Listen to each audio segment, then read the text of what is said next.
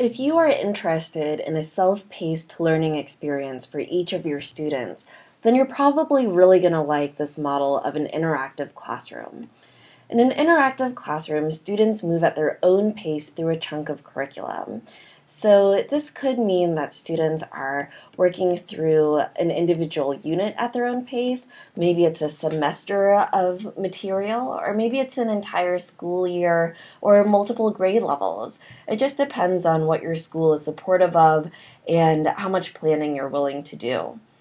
Regardless of how much curriculum your students are moving through, the students are really the drivers of their own education in an interactive classroom. So students become drivers, and this is because students are no longer listening to a lecture every day. Instead, they are given a list of exercises and videos and maybe some other worksheets and online resources that they are moving through in a mastery-based way, and also at their own speed. So let's go ahead and jump into the nitty-gritty of what an interactive classroom can look like. Now, they never look the same, and they often change throughout the day. So this is just one example. Usually, sometime during the day, there will be a teacher seminar. And this is when a teacher can look at the data to see which students really could use some extra help, if a group of students are all struggling on the same topic, or maybe the teacher is just ready to introduce some new material with a group project or a hook, and these are the students who are ready for it. There's also a fair amount of peer-to-peer tutoring that happens in interactive classrooms.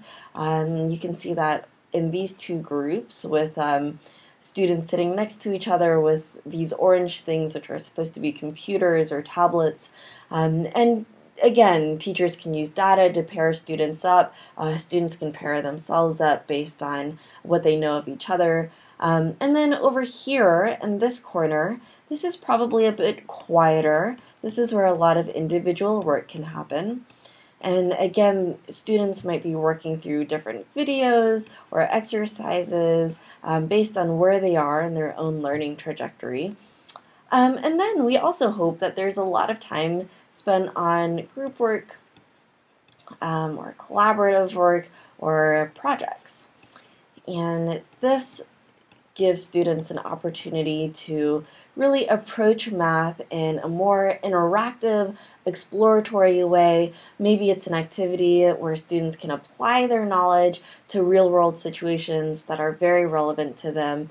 Regardless of what the activity is, these are just important opportunities for students to interact with each other and have that discovery-based approach to learning math.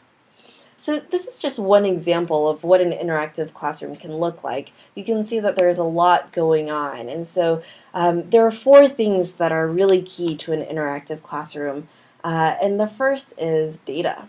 It's important for teachers to be data-driven so that they know which students are sort of lagging behind, which students are ready to move on. And because the teacher becomes less of a content expert and more of a facilitator, the teacher really needs the data to know how to group students intelligently.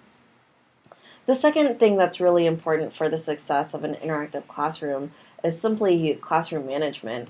Because there's so much going on, it's important for a teacher to really have a strong grasp of being able to control this much chaos and feel really comfortable with it. The third thing that's important for an interactive classroom is planning. When you have students moving at their own pace, there will inevitably be students who are moving much faster than the rest of the students. So teachers always have to be ready to know what to do with those students, whether it's moving them on to the next unit or to the next grade level, or maybe saying, you know what, it's time for you to peer tutor and prove your mastery that way. It's time for you to do a project, or maybe it's time for you to explore the computer science curriculum as a way to sort of hold that student for a little bit until you're ready with the next amount of planning that you've done. The fourth piece that's really important for an interactive classroom is simply time. It takes time to be able to get here. It takes time for students to become familiar with the site.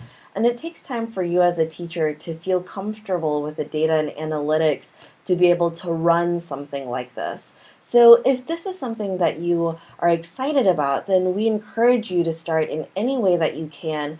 And just know that as you learn more about the systems and procedures that are successful with your students, that will all build towards an interactive classroom where there can be a lot of self-paced, mastery-based learning where students are the drivers of their own education.